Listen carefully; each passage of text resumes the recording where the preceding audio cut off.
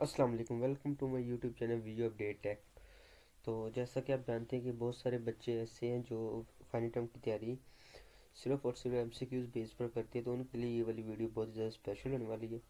ये वाली वीडियो 2024 में बनी थी और इस दफ़ा 2025 में अभी तक कोई वीडियो नहीं बनी। तो ये आपके लिए समझ ले 2025 की वीडियो है, क्योंकि इससे पुरानी वीडियोस बहुत ज़्यादा हैं जो एक एक दो दो साल पहले की बनी हुई हैं, और अब ये न्यू अपडेट है। तो इंशाल्लाह इससे आपकी प्रैक्टिस भी अच्छी हो जाएगी और आपका प्रैक्टिकल भी स्ट्रॉन्ग हो जाएगा। तो CS201P introduction of programming practical made by default deflect, मतलब कि आर क्वेश्चन का सही होना।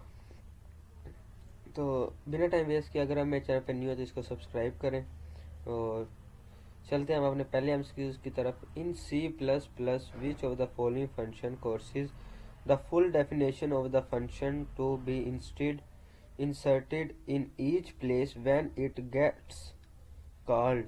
तो ये हमारे पास होता है इनफिनाइट इनलाइन फंक्शन। कौन सा होता है? Inline function. नेक्स्ट हमारे पास है ये C++ फंक्शन जो है वो यूज किया जाता है write character into the file while in C++ put C function क्या करते हैं? Put C function to write the character into the file while get C is issued to get character from a file. इसके बाद next हमारे पास MCQs है। Question number 3, the byte manipulation operator dash is use to check whether a specific byte not is set or not। तो ये हमारे पास और वाला एंड फंक्शन है जो यूज़ किया जाता है इसके दरम्यान। The byte manipulation operation is use, जो बाइट मैनिपुलेशन ऑपरेटर होता है वो हमारे पास ये होता है। ठीक हो गया। उसके बाद नेक्स्ट हमारे पास आ जाता है इन C++ when accessing file randomly which function is used to get current pointer position inside a file। तो इसके अंदर हमारे पास होता है टेल जी ब्रैकेट्स, क्योंकि टेल जी ब्रैकेट्स वो हैं जिसके अंदर हम फाइल को पिछली फाइल को यूज करते हैं एक पोजीशन के लिए। ये वाला एमसीक्यू आपके पास आएगा, आपने कंफ्यूज नहीं होना। इधर टेल पी ब्रैकेट्स भी आ गया। आप बस मैं आपको बताते ही एक हूँ, इसीलिए एक ही बताता हूँ ताकि आप डिस्टर्ब ना हो जाए। अगर मैं यहाँ पे आपको बताने लग गया ना कि सीक वाला भी है, ये भी है, ये भी है, ये भी है, तो आप पेपर के दरमियान आपको पता भी होगा कि ये वाला है, लेकिन फिर भी आप क्या होगे? कंफ्यूज हो जाएंगे। तो इसीलिए ध्यान से सिर्फ मैं एक ही बोलता हूँ, टेल जी ब्रैकेट्स। ठीक है। उसके बाद नेक्स्ट हमारे पास है dash is user defined data type. तो क्लास एक वो यूजर है जो डिफाइन करता है डाटा टाइप को। उससे नेक्स्ट हमारे पास है trying to use get function without include hashtag include कोई dot h header file the program is dash compilator compilation, मतलब कंपाइलर जो होता है ना वो हमारे पास एरर आएगा। क्यों? क्योंकि यूज़ किया हमने गेट ब्रैकेट्स को फंक्शन में विदाउट इंक्लूडिंग, इंक्लूड नहीं किया। वो यही तो बात कर रहे, without including hash tag include ओइन h header file program is a compiler error. तो क्योंकि जब भी हम किसी कोड को कंपाइल करते हैं ना तो F9 या वहाँ पे जाके आप कंपाइल करेंगे, तो अगर वो कंपाइल नहीं होगा तो सबसे पहले हमने करना ही कंपाइल होता है। कोड लिखने के बाद कंपाइल करेंगे, वो हमें कहेंगे ज़ीरो मिस्टेक, तब जाके हमारा वो कोड आगे रन करेगा, वरना उधर ही हमें एरर दे देगा। नेक्स्ट हमारे पास है इन C++ the name of the dash is the same as that of the class with a preceding tilde, ये अली मदद जैसे निशान है, ब्रैकेट साइन, तो ये हमारे पास डिस्ट्रक्टर होता है, ये वाला जो निशान होता है ना, the name of the destructor is the same of the class with the proceeding tilde brackets में ये निशान साइन। नेक्स्ट हमारे पास है which function is automatically called is C plus plus if we do not define it in a class. तो कौन सा ऐसा फंक्शन है जो ऑटोमेटिकली सी प्लस प्लस को रन करता है, मतलब कहलाता है if we do not define in the class, लेकिन वो क्लास को डिफाइन नहीं करता, तो वो हमारे पास होता है डिफ्लेक्ट कंस्ट्रक्टर। नेक्स्ट हमारे पास है ये प्रोग्राम है, ये हमें output include iostream include stdlib.h using int main int ptr p हमारे पास कैन साइज इनटू, और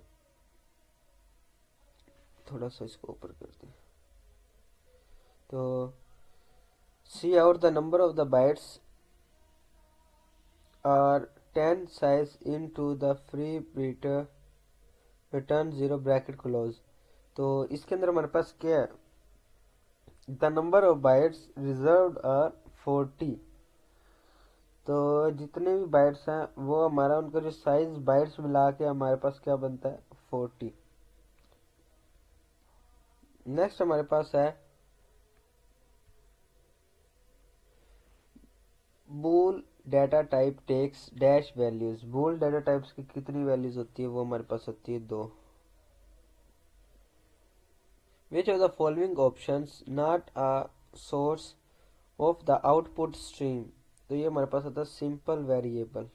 कौन सा, सिंपल वेरिएबल, मतलब उन्होंने पूछा है कि कौन सा ऐसा ऑप्शन नहीं है जो हमें आउटपुट स्ट्रीम दे, तो फाइल भी है, स्क्रीन भी है, रीजन इन द मेमोरी भी है, सिंपल वेरिएबल तो हमें नहीं है।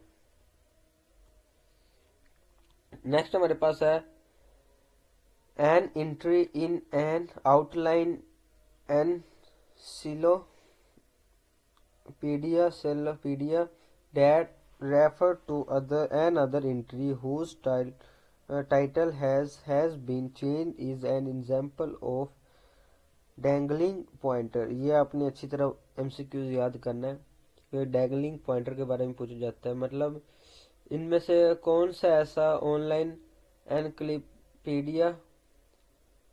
एनसिलियोपीडिया डेट रेफर करता है एन अदर एंट्री और एंट्री को whose been change the example of dangling pointer.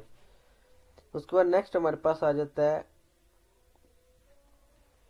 Which one is correct syntax for declaration of a function which can return a reference.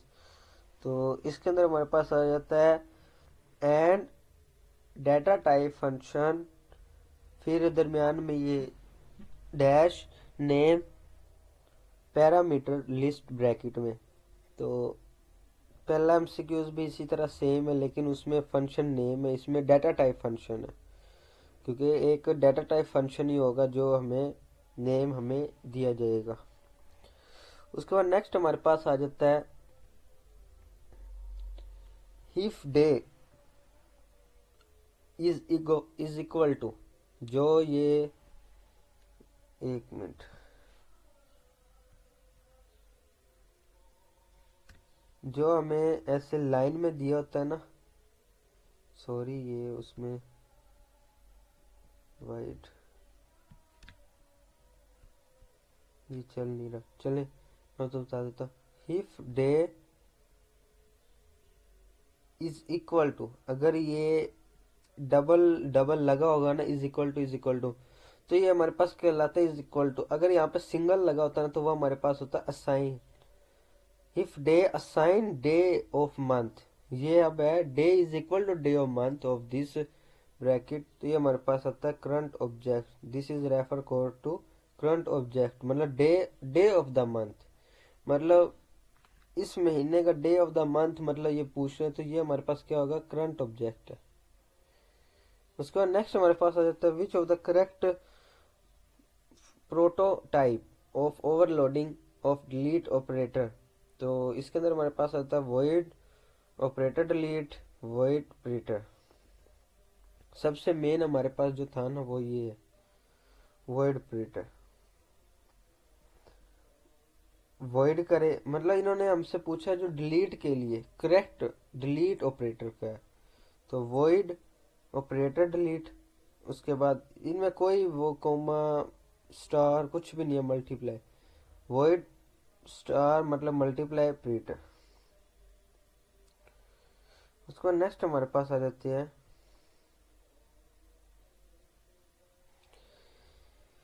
In C plus plus size of operator is use to determine. तो वो हमारे पास size of data type होती है। जो हमारे पास number of operator होते हैं वो हमारे पास नंबर को डिटरमाइन करते हैं, जो लेंथ वो लेंथ को। तो यहाँ पे ना size of operator is use to side of data. अगर यहाँ पे कोई भी आ जाए ना number, length, length of string, length of word, तो आपने उस हिसाब से ही एमसीक्यूज अपना लगाना है। उसका नेक्स्ट हमारे पास आते हैं in C plus plus language memory is run time is allocated from free store हीक।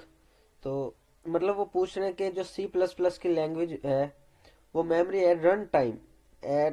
at run time is allocated from free space, free store, sorry, free store. तो इसके बाद हमारे पास आ जाती है एनी एंट्री, चलिए वाला where can we declare a friend function in the class. तो इसके अंदर हमारे पास आ जाता है एनीवेयर, जहाँ वेयर कैन वी, जहाँ हम declare a friend function in the class. तो फ्रेंड फंक्शन जो क्लास उसको डिक्लेयर यानी ख़त्म करते हैं, तो वहाँ पे हम ये नहीं करते कि अब नहीं वॉइड या फिर मेन, तो हम उधर एनीवेयर सब को ही ख़त्म कर देते हैं। कोडिंग का ये असूल होता है।